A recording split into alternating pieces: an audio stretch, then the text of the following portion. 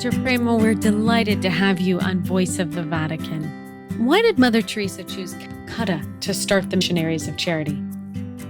Mother Teresa had already come to Calcutta at the age of 18 to join the Loreto Sisters.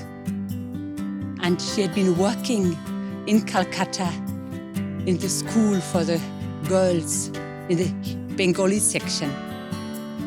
On her retreat, journey to Darjeeling, she received an inspiration which she called a call within a call to begin an order dedicated to the poorest of the poor, sharing their life the way they live with them. That would mean to leave the Loreto order, come out of the safety of the walls and step into the slums of Calcutta. Because she happened to live already in Calcutta for the time she had been a religious. What were some of the challenges that Mother Teresa had to overcome as she was founding the community? There were challenges from outside, but also from inside. She was frightened. And especially, she was anxious to discern well that Jesus is asking this from her and not being an illusion. Once that was sure, with the help of a spiritual director, she approached the bishop, who again took about 2 years of discernment before she got the permission from the Vatican to begin her new way of life as an excarcerated sister to live in the slums of Calcutta, to serve the poorest of the poor. Similarly to Pope John Paul II, Mother Teresa had many travels around the world. What do you think was the impact of those travels? The church is by nature missionary. And so until the end of the world, to all the places, the good news has to reach. And both of them became vehicles, instruments of the good news. Mother, in her small way of serving the poor in all the different countries, and Holy Father as the official representative vicar of Christ on earth. As the Missionaries of Charity spread, what was the general attitude from the communist countries toward the community?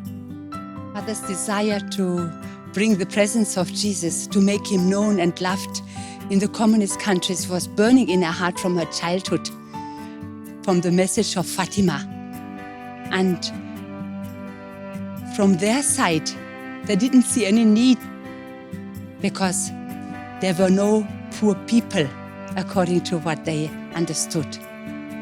So Mother offered her service just to give loving, tender care to those who are in need, who are lonely.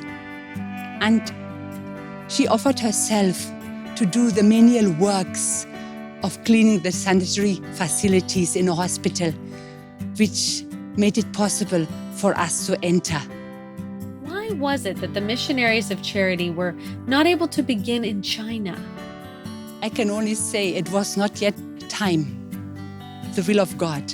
She definitely, all the possible efforts she took, and she was prepared repeatedly with the sisters and their boxes to enter China, and it did not happen. And still today, daily we are praying to be able for China, and also with the intention to eventually set up our communities in China.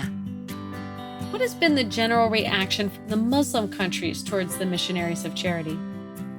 Mother entered into Yemen in 1973 and offering the president the service to the poorest, sick people and to the lepers. Mother won their hearts because of her never interfering in political matters, just keeping her eyes fixed on serving and loving as Jesus loved, without judging. She used to say, if I judge a person, I have no time to love the person.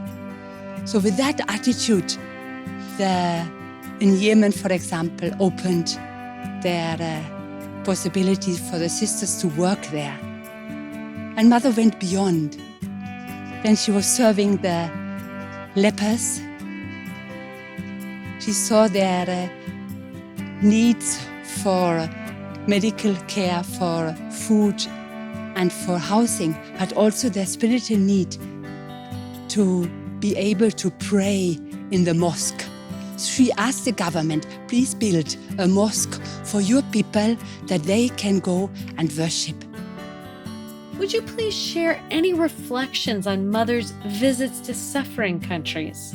I remember that Mother from this house was preparing to go to Ethiopia, who had several periods of famine. And that particular famine was very severe. And thousands of people were losing their lives because of lack of food. And she recalls that she went to the chapel praying, what is the Lord asking from me? Then in her mind came President of America. So she contacted the president and asked him to send food from America by flight and drop it where the famine zone was. It saved many, many lives. Looking beyond cultures and borders, what is the general reaction of the world toward the Missionaries of Charity? We receive so much help, so much appreciation and love everywhere. And the poor trust us, and we are sharing their way of life. So we adapt ourselves to different cultures, to their way of living, keeping up our own timetable of prayer and times for service. And they look at us and watch more than our words, which in many places we cannot say. They see what we are doing, and it gives them confidence. Now that Mother Teresa has passed, are the Missionaries of Charity still relevant to the world? The poor are left behind. Mother is gone, but the poor are still there.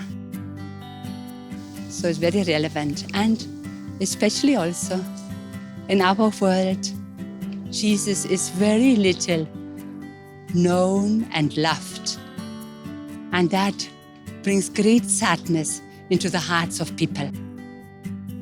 In our world, it is necessary that missionaries and messengers go out to bring that news that God loves each one of us personally, and with a tender, forgiving love. What are some of the virtues of Mother Teresa that made an impact on your life and vocation? Mother was very strong in her convictions and very fast in moving on what she discovered to be the will of God. She would not procrastinate. She would move forward. And on the other hand, Mother was very tender, very sweet, very humorous, especially with us in the community. She enjoyed being with us, and we enjoyed being with Mother. She would care for us and give little special attention, knowing what the sister's special likings would be. She would attend to that. What are some special memories you carry in your heart of Mother Teresa? I remember Mother from the time that I joined the society. It was in Essen, and our Mother happened to be there.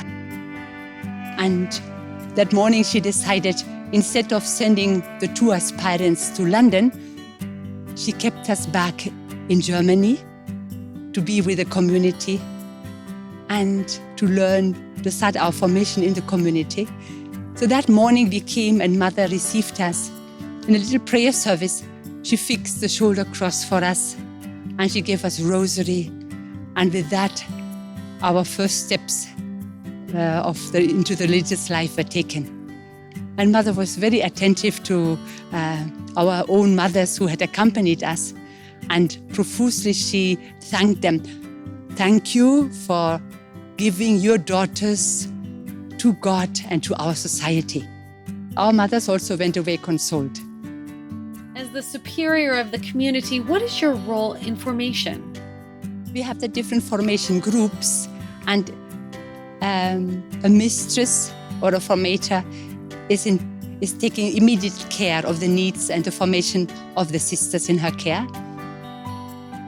Continent-wise, we have a coordinator who is supporting them and also organizing courses for them and meetings.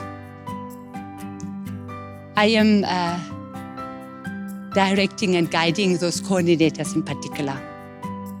Please tell us a bit about your own vocation and why you picked up the book Something Beautiful for God by Malcolm Muggeridge and how it inspired you. That's interesting. I believe I had a call, but I was not quite ready to let go of my own plans. That book was given to me by a sister with whom I was working. And she must have seen more in my heart than I knew. And she gave me that book, and that made a deep impression on me. The desire to be a missionary and to go to faraway countries, the desire to follow Jesus in a radical way, brought me to the Missionaries of Charity. I joined the congregation in 1980 in Essen, where Mother received us with giving us the crucifix and the rosary. What are some of the festivities in Rome that will happen amongst the Missionaries of Charity family, centered around the canonization of Mother Teresa? Now, this is in Rome, but everywhere where the sisters are, there have been preparations and functions in preparation, and also they're organized in Thanksgiving. Now, in Calcutta, for example, the Archbishop already has formed a committee in the month of March, and we have different events happening. And yesterday was one of them, of Mother's birthday, which is celebrated every day very specially, but this year in a very big way. They started the film festival of 4 days, showing films on Mother, free of charge for all and everyone, to bring the awareness of Mother's life and Mother's teaching and message into the people of Calcutta. Here in Rome, we have selected from the different parts of the world sisters to represent that part of the world, to be present here in Rome. About 125 sisters are coming from different parts. So all together with the sisters in Italy and the Formation Center here in Rome, we will be about 250 sisters present on that Sunday. What is the message that you think Mother Teresa would want to leave with the world? Mother had a special concern for the families, and knowing that the peace in the world, in the country, depends on the formation in prayer and in peaceful attitudes in the family, Mother was always concerned to bring the knowledge of Jesus and the love for Jesus into the families, exhorting them to respect life, the unborn life, and the elderly person, and not to separate them and putting them in homes, rather to take time with them, listen to them, and care for them, which is definitely one of the fundamental ways of bringing peace into the countries, in different cultures, different religious religious backgrounds living together. May God bless you, Sister Prema. Thank you for being with us on Voice of the Vatican.